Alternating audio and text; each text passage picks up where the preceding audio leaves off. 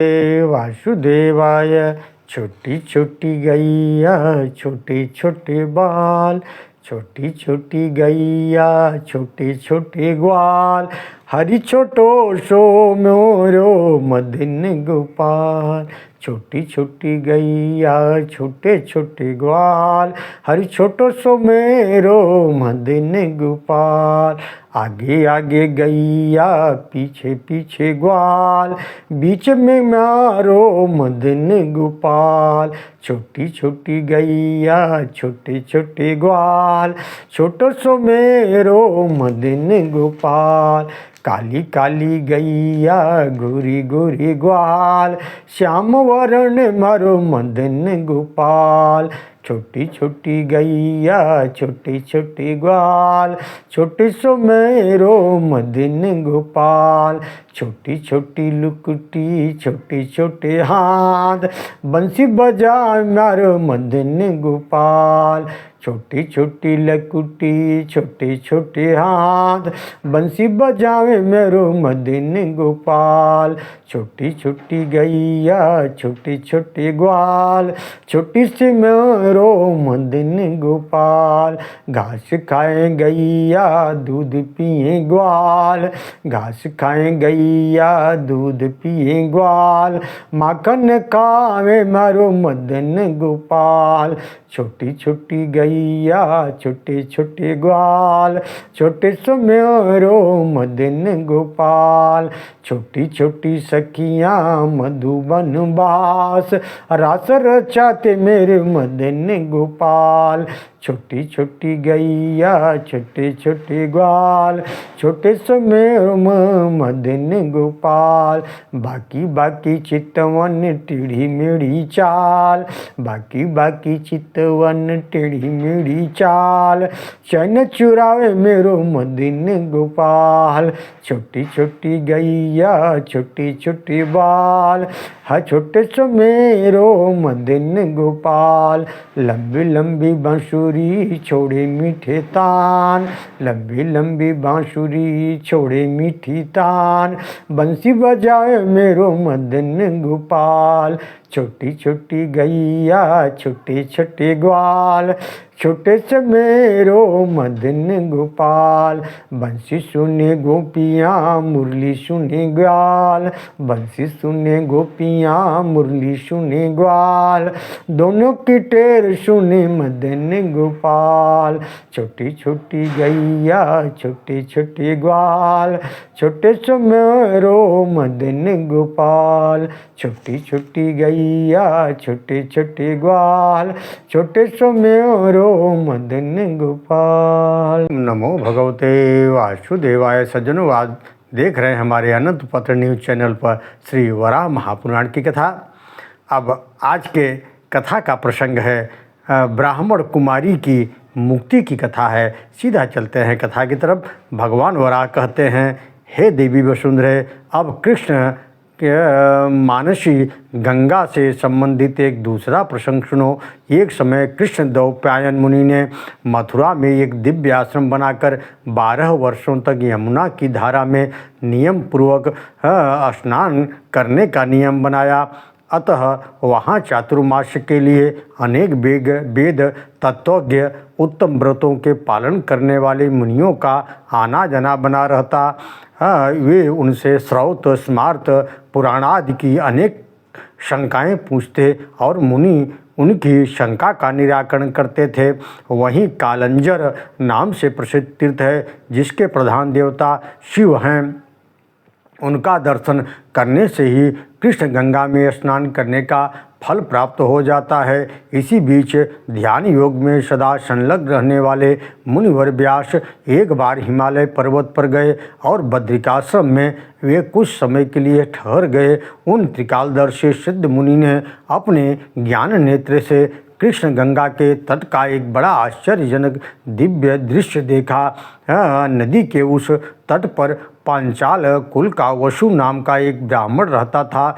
दुर्भिक्ष से पीड़ित होने के कारण वह अपनी स्त्री को साथ लेकर दक्षिणापथ को गया और शिव नदी के दक्षिण तटवर्ती एक नगर में ब्राह्मणी वृत्ति से रहने लगा। वहाँ उसके 5 पुत्र, एक नीलोत्तमा नाम की कन्या उत्पन्न हुई। कन्या का विवाह उसने किसी ब्राह्मण के साथ कर दिया। फिर वह ब्राह्मण सपत्नीक काल धर्म को प्राप्त हो गया। उस समय वह तिलोत्तमा कन्या ही माता पिता की हड्डियों को लेकर तीर्थयात्रियों के साथ मथुरापुरी आई, और उसने पुराणों में सुना था कि जिसकी हड्डी मथुरा के अर्धचंद्र तीर्थ में गिरती है वह सदा स्वर्ग में निवास करता है। यह पुत्री उस ब्राह्मण की सबसे छोटी संतान थी, जो विवाह के कुछ ही काल बाद विधवा हो गई थी। उन्हीं दिनों कान्यकुब्ज के राजा मथुरा के महादेव के लिए एक अन्न सत्र खोल रखा था, जहाँ निरंतर भोजन वितरण होता रहता था। उस नरेश के यहाँ नृत्य गान भी होता था। यहाँ गणिकाओं के दुष्चक्र में पड़कर वह कन्या भी उसी कर्म में लग गई, और थोड़े ही दिनों के बाद वह भी उस राजा की परिजन बन गई। भगवान वराह कहते हैं, हे वसुंधरे, उस वसु ब्राह्मण के कनिष्ठ पुत्र का नाम पांचाल था, जो बड़ा रूपवान था। वह कुछ व्यापारियों के साथ अनेक देशों, राज्यों, पर्वतों, नदियों को पार करके यात्रा करते हुए मथुरा पहुंचा और वहीं रहने लगा। एक दिन प्रातःकाल कुछ पुरुषों के साथ स्नान करने के लिए वहां उत्तम कालंजर तीर्थ में गया। स्नान कर श्रेष्ठ वस्त्र अलंकारों से अलंकृत होकर धन के गर्भ में एक यान पर बैठकर देवता का दर्शन करने के लिए त्रिगर्तेश्वर महादेव के स्थान पर पहुंचा। वहां उसकी सृष्टि तिलोत्तमा पर पड़ी, जिसे देखकर वह सड़ा। फिर उसने उस कन्या की धाई के द्वारा उसे कपड़ों की गांठें, सुवर्ण आभूषण, रत्नों के हार भेंट किए। वह आसक्त के कारण प्रायः उसी के घर रहता। अब आधा पहर दिन चढ़ जाता, अपनी छावनी पर जाता था। समीप के कृष्ण गंगोद्भव तीर्थ में स्नान करता था। इस प्रकार 6 महीने बीत गए। एक बार जब वह सुमंत मुनि के आश्रम के पास स्नान कर रहा था, मुनि की दृष्टि उस पर पड़ गई। उसके शरीर में कीड़े पड़ गए थे, जो रोमकूपों से निकलकर जल में गिर रहे थे। स्नान कर लेने के बाद वह सर्वथा निरोग हो गया। जब मुनि ने इस दृश्य को देखा तो उससे पूछा, सौम्य, तुम कौन हो? तुम्हारे पिता कौन हैं? कहाँ के रहने वाले हो? तुम्हारी कौन सी जाति है?